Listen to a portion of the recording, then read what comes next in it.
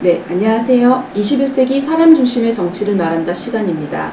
오늘은 김상훈 국민의힘 의원님과 이야기 나눠보도록 하겠습니다. 안녕하세요. 네, 안녕하세요. 네, 의원님 오늘 범시민단체 연합 좋은 정치인상을 수상하셨다고 이 수상소감 한마디 부탁드릴게요. 1년에 여러 기관 단체에서 정치인을 대상으로 시상을 하고 있습니다만은 오늘 제가 받은 이 상이 가장 권위 있고 의미 있는 상이 아닌가 하는 그런 생각을 하고 있습니다. 시민단체 대상으로 제가 수상을 하게 됐는데 제 자신은 개인적으로 정치의 본령이 합의와 배려라고 생각합니다. 서로 생각이 다른 사람과 협의하면서 절충점을 찾고 합의에 이르는 과정, 그것이 정치라고 생각하고 또 가능하면 어렵고 힘든 분들을 배려하는 그런 정치가 대한민국에서 가장 바람직한 정치가 아닌가 하는 생각을 하고 있는데 오늘 이 상을 수상하면서 제가 생각했던 정치의 본령을 다시 한번 생각해 보게 되었습니다. 앞으로도 제가 생각하는 정치의 본질을 위해서 열심히 의정활동을 하겠다는 말씀을 드리겠습니다. 오는 4월에 서울시장, 서울 부산시장 보궐선거에서 경선준비위원장 맡고 계시잖아요. 국민의힘 경선룰이 계속 바뀌어서 헷갈리는데 혹시 어떻게 지금 돼가고 있는 건지, 어떻게 바뀌었는지 좀 설명 간단하게 부탁드릴게요. 경선준비위원회에서 마련했던 경선룰, 가장 핵심적인 것은 일반 시민과 당원 투표 비율을 어떻게 할 것인가에 대해서 논의를 많이 해왔는데 여러 명의 후보들이 출마한다고 가정을 하고 예비경선, 그러니까 컷오프를 이야기하는 거죠. 그 컷오프 때는 100% 일반 시민 여론조사로, 그리고 4명의 본선 진출자는 최종적으로 일반 시민 80%, 당원 20%로 그렇게 결정했습니다. 그래서 이제 기존의 일반 시민 당원 50대 50으로 주로 하던 것을 보다 시민들의 생각이 많이 반영될 수 있는, 직접적으로 반영될 수 있는 그런 구도를 한번 짜보자고 해서 이제 본선에서 80대 20의 비율로 정했는데 아마 이제 최근에 공천관리위원회에서 논의되기로는 예비경선과 본경선 때 적용했던 그 룰을 서로 좀 이렇게 치환하는 어떤 그런 룰을 고민을 하고 있는 것 같아요. 그래서 예비경선 때 일반 시민 80, 당원 20으로, 본경선 때는 100% 일반 시민으로 하는 걸로 그렇게 아마 구도를 잡고 논의를 하고 있는 걸로 알고 있습니다. 저는 어떤 룰이든지 간에 이번 서울 부산시장 보궐선거는 대한민국 수도 서울 또 제2의 도시 부산에서 이루어지는 보궐선거인 만큼 당연히 정권 심판에 대한 어떤 그런 선거로 진행될 것이라고 보고 가능하면 서울 시민, 부산 시민들의 의견이 직접적으로 반영되는 그런 구도가 중요하다 이렇게 판단을 하고 있습니다. 그래서 공관이 현재 논의되고 있는 여러 가지 그 상황이 저는 바람직한 해법을 찾아가고 있는 게 아닌가 그렇게 생각하고 있습니다. 그런데 이제 과거에는 5대5였잖아요. 예, 거기에서 이제 지금도 국민의힘에서도 좀 불만의 목소리가 막 흘러나오더라고요. 이번에 바뀐 것으로 인해서 이제 그런 서운해하는 목소리가 흘러나오고 있는데 그거에 대해서는 어떻게 생각하시나요? 국민의힘 당내 주요 당직자를 선출하는 선거라면 일반 시민 50, 당원 50이 바람직하다고 봅니다. 그리고 이제 전당대회를 통해서 국민의힘 당대표를 뽑는다든지 또 다른 최고위원을 뽑는다든지 할 때는 당원들의 의견이 적어도 한 50대 50 정도로 반영될 수 있는 그런 구도가 바람직하다고 보는데 이 선거는 결과적으로 최종 투표권자가 서울 시민, 부산 시민이기 때문에 그런 분들의 의견을 직접적으로 반영하는 구도를 가정을 한다면 일반 시민 투표 비율, 여론조사 비율이 더욱더 많아져야 된다. 그렇게 해서 이제 본경선 때 경선준비위원회에서 말했던 룰은 80대 20입니다만 지금은 80대 20이 됐든 100% 일반 시민이 됐든 최종 투표권자의 의사를 직접적으로 반영하는 것이 최종 본선에서 승리할 수 있는 그런 길이 아니겠는가 그렇게 판단하고 있습니다. 혹시 이제 국민의힘 경선룰이 안철수 국민의당 대표를 염두에 두고 있다라고 그런 얘기도 나오는데 어떻게 생각하세요? 경선준비위원회가 가동될 때는 그 안철수 국민의당 대표를 염두에 둔 것은 사실이지만 안철수 대표만을 염두에 둔 건 아니고 당 외에 역량 있는 인사의 영입 가능성이 그때는 좀 많이 고민을 해야 될 시점이었기 때문에 그분들이 국민의힘 당내 경선에 진입하는 문턱을 최대한 낮춰주는 것이 관건이었어요. 그래서 그때는 서울시장 선거의 경우에는 국민의힘이 굉장히 힘든 선거가 될 것이라는 어떤 그런 예상들이 많았기 때문에 보다 많은 좀 역량 있는 인사들이 당내 진입 또는 통합 경선의 가능성을 좀 예상을 했었어야 되기 때문에 그런 진입장벽 해소 차원에서 일반 시민들의 좀 그 비중을 높여주는 게 중요했다 이렇게 말씀드릴 수가 있겠습니다. 예, 근데 이제 좀 정리를 좀 해봤는데요. 그 지금 흘러나오는 경선 룰에 대해서 이제 계속 말이 너무 많잖아요. 그런데 이제 한 3가지로 한번 정리를 해봤어요.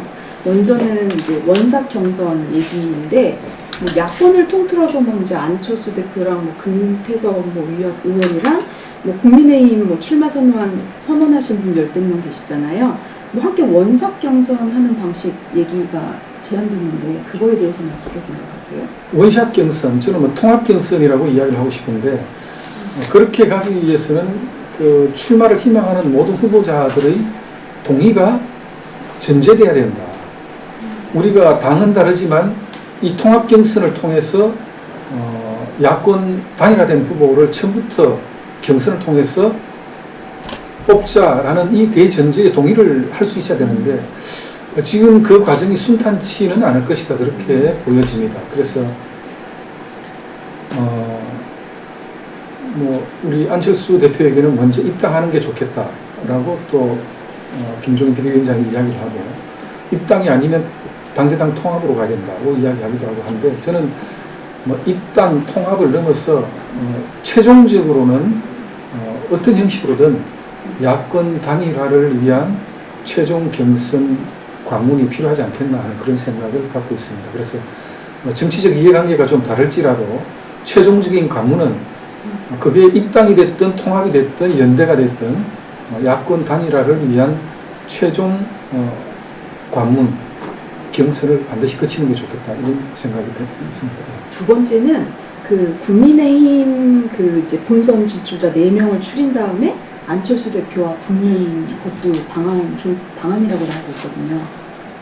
예, 그게 이제 조금 전에 말씀드렸던 그 제가 범야권 단일화를 위한 최종 관문으로서의 경선을 이제 제가 말씀드린 건데 현재 상황으로 솔직히 말씀드린다면은 그 안철수 대표가 조기 입당을 하거나 당대당 통합을 통해서 단일화하기가 좀 저는 쉽지 않아 보입니다. 그래서 우리 국민의힘 본경선 진출 후보자 4분이 또 최종적으로 국민의힘 우리 경선 후보자가 가려진다면 그 안철수 후보와 최종 단일화 경선을 하든지 아니면 본선 경선에 진출한 4분과 안철수 대표가 뒤늦게 그때 좀 합류해서 통합 경선을 하든지 좀 그런 방식으로 가야 되지 않겠나 싶은 생각이 들고 현실적으로 예측하기는 어렵습니다만 국민의힘 최종 후보 그리고 안철수 후보와의 단일화 경선이 그나마 좀 현실적인 대안이 아니겠나 이렇게 판단합니다. 세 번째가 그거였어요. 네, 1대1 그 경선 붙는 거. 네. 네, 그 부분이 가장 유력하다 그 말씀. 현실적이라고 보는 거죠. 지금 상황에서는. 네. 네. 그럼 혹시 공천관리위원회에서 이제 그런 얘기도 나오고 있더라고요. 경선 관리까지 하는 것은 월권 아니냐. 뭐 그런 지적 나오고 있는데 그거에 그렇진 않습니다. 이제 당헌 당규의 공식적인 규정은 공천관리위원회에서 이제 그 경선룰을 확정을 하고 그 다음에 이제 최고위원회에서 의결을 하도록 되어 있습니다. 이번 보궐선거는 그 당헌 당규상의 재보궐선거 특례 규정이 있기 때문에 비교적 융통성 있는 룰을 경선준비위원회에서 만들었고 그것을 공식적으로 공천관리위원회에 제안을 한 상태입니다. 그러면 이제 공천관리위원회가 공식적으로는 확정을 하고 그 다음 최고위원회에서 최종적으로 의결하는 그런 절차가 남아있기 때문에 상황에 따라서 공천관리위원회에서 좀 유연하게 경선준비위원회에서 마련한 경선룰을 조정할 수 있다. 그렇게 말씀드릴 수가 있겠습니다. 아, 공천관리위원회에서 룰을 네. 좀 조정할 수 있는 그렇습니다. 거는 당연한 거예요? 네. 아, 네. 뭐 정확한 역할은 그러면 있기는 있는 거잖아요. 그렇습니다. 네.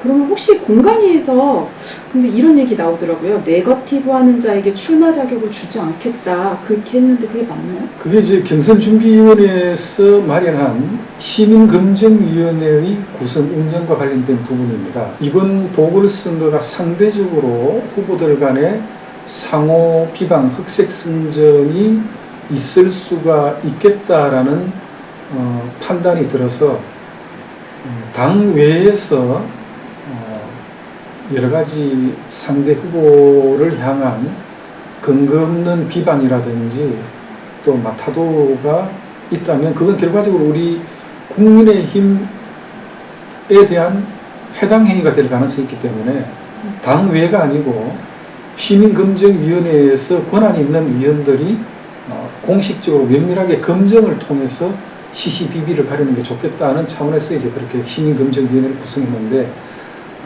이번에 뭐 근거 없는 상대방 후보에 대한 그 비방에 대해서 좀 페널티를 주겠다고 하는 것은 이제 그런 차원이라고 보고 시민검증위원회에 가능하면 좀 맡겨서 진위를 가리는 게 좋겠다 이렇게 생각하고 있습니다. 혹시 만약에 근데 그 네거티브가 사실로 만약에 밝혀지면은 그 네거티브에서 탈락한 후보 있잖아요. 그 부분에 대한 책임은 어떻게 되는 건지. 그러니까 그렇게 되지 않도록 시민검증위원회가 보다 면밀한 과정을 통해서 검증을 해야 된다 저는 그렇게 봅니다. 그래서 필요하다면 그 좀 당사자들을 직접 불러서 또 그 진술을 듣고 관계되는 정황 증거의 수집과 검증 과정이 보다 좀 신중해야 된다 이렇게 판단하고 있습니다. 부분이 정말 신중해야 될 것 같은데요. 그러면 혹시 지금 되게 시끄러워요. 당대당 통합 얘기로 해서 지금 또 기자회견도 하시고 그러시는데 국민의힘하고 그 국민의당, 당대당 통합 어떻게 생각하는지. 제가 그 지난 총선 전에 자유한국당, 새로운 보수, 전진당 그리고 범신이 사단체 이런 거 이렇게 통합하는 과정에 좀 깊게 관여를 한 바가 있습니다. 저는 정치적 목적을 위해서라면 의석수의 다소를 가리지 않고 당대당 통합을 할 수 있다면 저는 해야 된다. 그래서 소수당에게는 통합에 대한 명분을 부여를 하고 대의를 위해서 좀 힘을 합치는 그런 과정에 그 의석수가 많은 다수당이 좀 배려를 하고 정치적 목적을 달성하는 그런 것이 저는 바람직한 게 아닌가 그런 생각을 하고 있습니다. 네, 그래서 이 부분은 좀 우리 당내에 의사결정 권한을 갖고 있는 분들이 좀 숙고해야 될 부분이다 그렇게 생각합니다. 대의를 위해 정말 당대 좀 숙고해야 될 것 같고요. 우선 근데 김종인 그 비대위원장님께서 그 안철수 대표는 안철수 대표대로 그리고 국민의힘은 국민의힘대로 가도 자신 있다 이렇게 연일 얘기를 하시고는 계세요. 그렇지만 현재 여론조사상에서 보면은 뭐 민주당하고 국민의힘, 안철수 대표 이렇게 해가지고 뭐 세 그걸로 나오고 있는데 뭐 사실 지지율을 좀 따져보면은 야권 후보 단일화가 돼야지만 필승이고 분열되면은 저희가 봤을 때는 이제 필패 가능성이 있다라고 생각이 되는데 그 어떻게 생각하세요? 뭐 김종인 위원장님의 그 판단에는 또 다른 이유가 저는 있을 거라고 보는데 그 어쨌든 객관적인 상황으로만 보면 그 이번 선거가 중요하고 또 반드시 승리하기 위해서는 저는 살얼음판을 걷는 심정, 열이박빙의 심정으로 다 같이 힘을 모으는 그런 선거가 돼야 되지 않겠나 하는 그런 생각을 갖고 있고 당내 여러 의원들도 아마 거기에 좀 동의하는 분들이 많다고 저는 생각을 합니다. 그래서 현재는 뭐 아직까지 보궐선거가 시간이 좀 남아있기 때문에 전체적으로 그 집권 여당의 그 여러 가지 실정에 대해서 유권자들이 심판하는 선거가 될 것이기 때문에 우리 야권에서는 의석수 다수와 관계없이 힘을 좀 합쳐서 대통합을 하는 그런 선거가 되어야 되지 않겠나 그런 생각을 하고 있습니다. 네, 대통합 중요합니다. 예, 그러면 야당 단일화에 대한 생각은?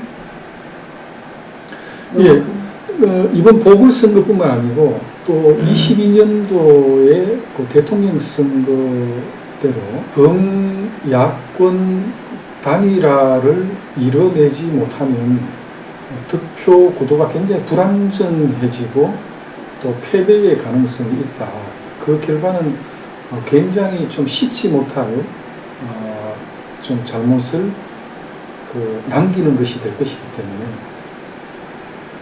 그 정치적 이념과 철학이 다르더라도 또 그 거대 여건을 위해서는 당연히 힘을 합쳐나가는 것이 저는 좀 바람직한 행로가 아닌가 그렇게 생각합니다. 지금까지 좀 어려운 거 했는데 그 새해 이제 국민들이나 뭐 덕담 한마디 부탁드릴게요. 예, 그 코로나19 때문에 많은 국민들께서 그 지난 한 해에도 그랬고 올해도 녹록지 않은 어려운 상황이 될 것이고 또 그런 그 위기 가운데서도 좀 뭔가 좀 희망을 찾아내야 될 텐데 그거는 그 정치권의 역할이라고 생각을 합니다. 그래서 올 한 해는 저는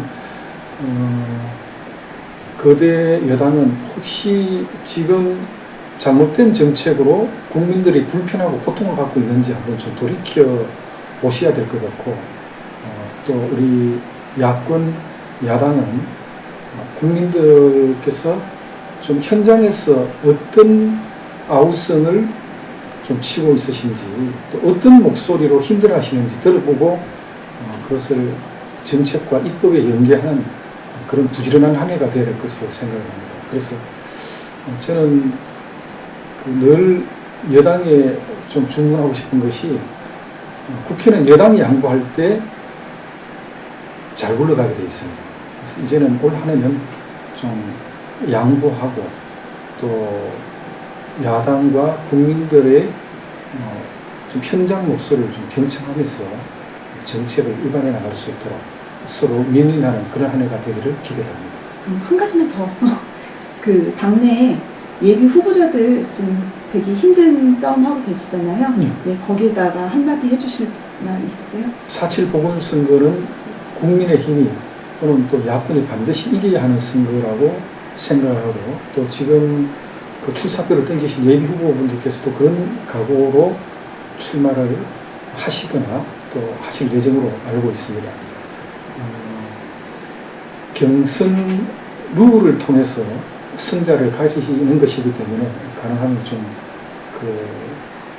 공명정대하게 본인들이 갖고 있는 역량과 가치를 더 높이면서 또 정치적인 좀 자존감을 더 높이는 그런 보궐선거 경선이 되기를 희망하고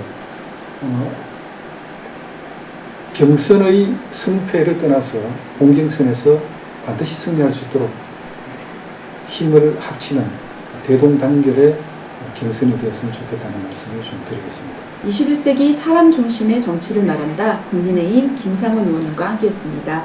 네, 오늘 인터뷰 마치겠습니다. 감사합니다. 네, 감사합니다.